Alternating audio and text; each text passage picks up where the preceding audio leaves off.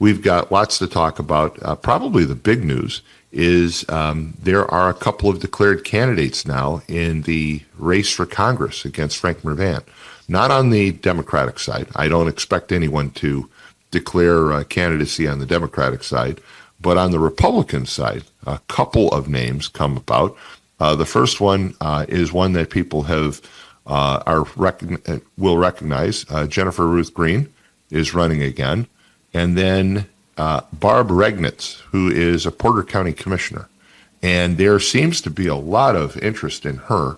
Talking to some members of the Lake County Republican Party, they're pretty excited about Barb Regnitz running for Congress. So they're saying that even if there's no redistricting, that she's a extremely viable candidate. And so I want to talk about that this morning because our representation, of course, in Congress is extremely important. There's a lot of different facets and a lot of different responsibilities that our congressman has, and Frank Mrvan has been there now for 3 terms, and it'll be very interesting to see if he pivots a little bit, because I think he's unfortunately found himself in the throes of the National Democratic Party, which doesn't exactly align with Northwest Indiana. So we'll see where that takes us. But we've got plenty else to talk about. We've got a couple of callers, so we'll go right to the callers. Good morning, you're on the air. Hey, good morning, it's Trucker Mike. Hey, Trucker Mike. So let people know how things are going. You called me, and I asked you to call in this morning and let people know, because people still remember what happened 5 months ago. Yeah. I doing excellent. I had my big deal happen, and all the wonderful people from the radio station jumped in and put their wonderful politics to the side. That day was the most inspiring day of my life because all the people came together. It was one person. But I'm doing good. Honestly, I was in and out of the hospital from July 9th till September 1st. I'm taking 8 medications. I'm seeing a lot better. I'm driving a lot better. I'm kind of working. The 19th of this November, I have an appointment with the retina. They're going to be able to fix my eye. It's good because, now when I went to the Halloween trunk or treat at Wicker Park Saturday, I can see a lot better. And there was 3 Jeds sitting on the back of the vehicle of a truck, dressed up as Jeds, but their costume wasn't real because I had said yesterday, where was the hair on the back of them costumes? I don't know that I want to think about that at 6:05 in the morning. Now, can anybody dress up Halloween like you on the parades with the coconut things? I'd like to see somebody have a Halloween costume like you dress up like. You know what? They're welcome to do so. I'll even loan them the coconuts. Now, I'm watching you on the TV. Don't you touch your phone, but I want to ask a trivia question to you. Now, I'm watching you, so you don't pick up I'm that put phone. my hands up. Cheat. Got my hands up. Yeah. All right, go ahead. What was invented by Herbert Cecil Booth in 1901? I'm going to say the vacuum sweeper. Yeah. How did you know that? Gosh, I thought you wouldn't know that. Oh, Am I right? Yes, you are. I'm going to find a question that you won't be able to answer, Okay. But, hey, now I'm not going to talk all this politics and everything, all that stupid stuff, but now you're going to be driving back up to come back to our wonderful region of Whiting, Indiana. What states do you drive from Florida when you leave to come up? What states do you go through? So we drive through Florida, which is probably the longest drive. And then we go through the state of Georgia, and then through Tennessee, through Kentucky, and then into Indiana. So the longest drive is Florida, no doubt about it. Yeah. Now, when you're driving through all them states and people driving, which state do you think that people drive normal? Don't drive like idiots. Well, I have to say, Florida drives. The people in Florida drive fairly well. The biggest problem always is Georgia. People in Georgia drive a little crazy. Yeah. It's and you, of course, being a trucker, you know the state of Georgia. You've got the hills in the north end, and the flatland in the south, and you get through Atlanta, and Atlanta is every bit as bad as Chicago when it comes to traffic. So that's really kind of a harrowing experience. Once you get out of there, you Yeah. get into Tennessee. It's really pretty landscape. So is Kentucky, and then you get into Indiana. I will say that the worst state for rest stops is the state of Indiana. Probably the nicest are the ones in Tennessee and Kentucky. Tennessee and Yeah. Kentucky have beautiful rest stops. I mean, they really are nice, and it's crazy to talk about that. But after all, when you're going to be in a car for roughly 22 hours, you think of having the stop as well. So Yeah. Now, today I was watching on the news and I heard it. NASA came out with that big airplane that's going to go 900 miles an hour and everything. That's amazing. 900 miles an hour. You think, okay, my wife's family lives down in southern Illinois. That's like 315. So that thing could go down, come back, go down, come back 3 times in an hour. well, you know Amazing. what? I think it's called the X-59. And what's really Yeah, interesting about it is that when we had the Concorde could fly that fast. But the problem with the Concorde is people, of course, we banned sonic booms over the American population because of the problems that it right. caused for people and for dogs and for everybody else. The X-59 is basically being tested right now, and it's been proven to cushion the shock wave. So you really don't hear or feel the shock wave from going past the speed of sound. If the plane continues to test out and be successful, the idea is to build a whole new series of passenger planes that would fly above the speed of sound, but be able to fly over the American population without disturbing it, and that could be very Yeah, interesting. So that's a yeah. that's a Just real potential for the future. just think, on pierogi drop night at midnight, you could be 900 miles away, and you can leave wherever you're at 900 miles away and be there in 1 hour and be able to see the drop. Except that you'd get caught up in traffic at the airport. I know. So Hey, I'm gonna let you go, and all your producers and all you guys do a wonderful show this morning, and all the listeners enjoy your show this morning, and everybody just have a wonderful, safe day, and just be happy today. all right, you as well. Thanks, Mike. 845-1100 is the number. We've got additional callers. Good morning. You're on the air. Well, have you gotten your COVID booster shot yet? No, I've not. My doctor has said that he's undecided, and he's at the Mm-hmm. University of Chicago. So he'll Mm-hmm. let me know if he thinks I need it or not. Well, I had it about a week ago, and it's clearly a kinder, gentler COVID shot compared to what it was during the pandemic. And let me just back up, Walt. He and I last spoke about it in June, so he wanted to wait to see what the results were. So my guess is he'll tell me to get it, but and I will. But you say it's much kinder and gentler than the previous vaccines. Went in like nobody's business, didn't feel a thing. Maybe 6 hours later, my left arm was a little sore, but didn't last long, and that was it. Compared to the COVID epidemic time, Well, those things it's went like in anything, though. hurt. It's like anything. I mean, think back to the polio vaccine. Okay, so when the polio vaccine first came out, they didn't have it dialed in correctly. Remember that? There were Yep. problems, and it Right. took a while to improve the efficacy that we now have. So with anything, time improves those kinds of medications and vaccines. And again, if my doctor says I need one, I'll certainly have it. No problem, no question. I believe that there are things we need to do, just like the flu. If we can take a flu shot, and yes, the flu shot is never 100% accurate. People can still get the flu. But you know what? If I can take a vaccine that gives me a better than 50-50 chance of avoiding the flu, I'll get the shot. Absolutely, and it'd probably make your insurance company health insurance company happy that you're doing the conventional thing. I think they really like that. Yeah, I think so. And I think again, look, I get it.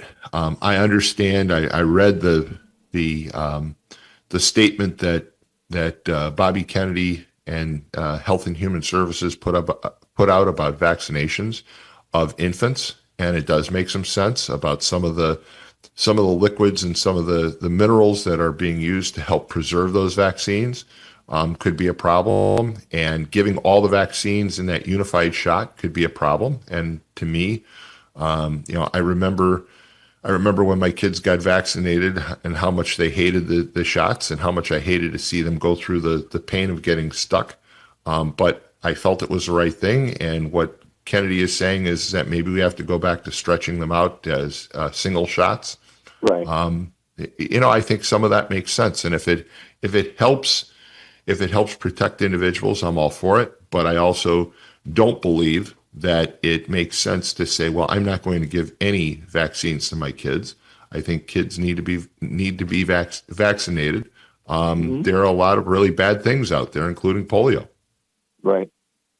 I remember getting my polio shot.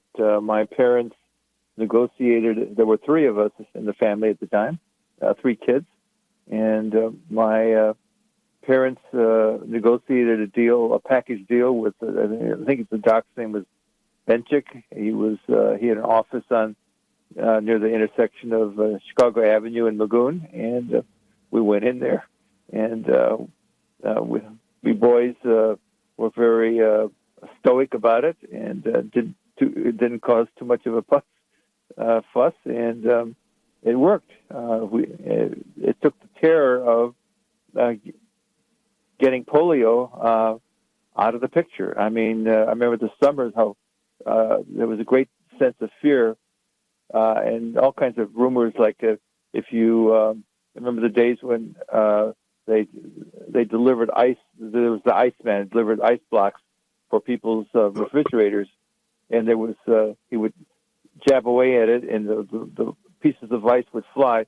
And I remember being told, "Don't pick up that that ice and eat it," because there was all kinds of rumors that if you ate that ice, it might cause you give you polio. And well, I remember two individuals who had polio that I've met in my life, and one was a former Cardinal of Chicago, Cardinal Francis George, and he told me when I met him that he had wished that he was just a little bit younger. And he said, because if I had been, I would have been able to get the vaccine and I would have been protected.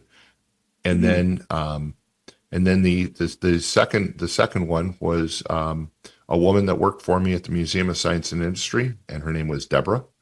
And Deborah said that her parents didn't believe in getting the vaccination, and she had two sisters and a brother and herself, and all her siblings did fine, but she ended up getting polio when she was about 12, and she spent the rest of her life using braces and using crutches. And right. She said she would have given anything to have had that vaccine. So right.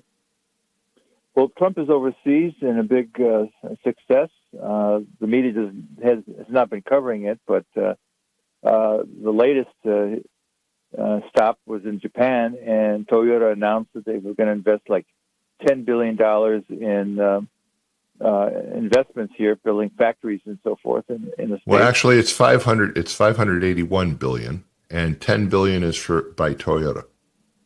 So that's the total.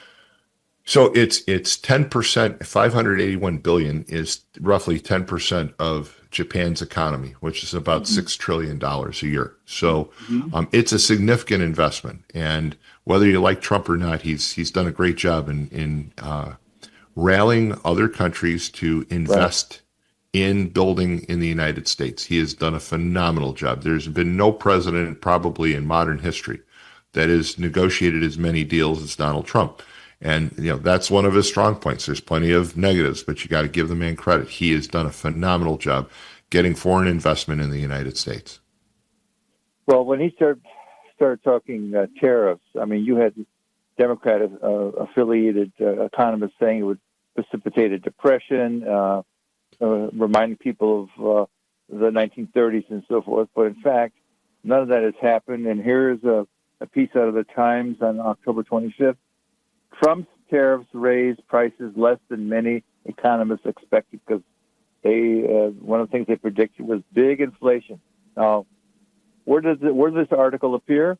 Page A6 below the fold line. How about that? That's me.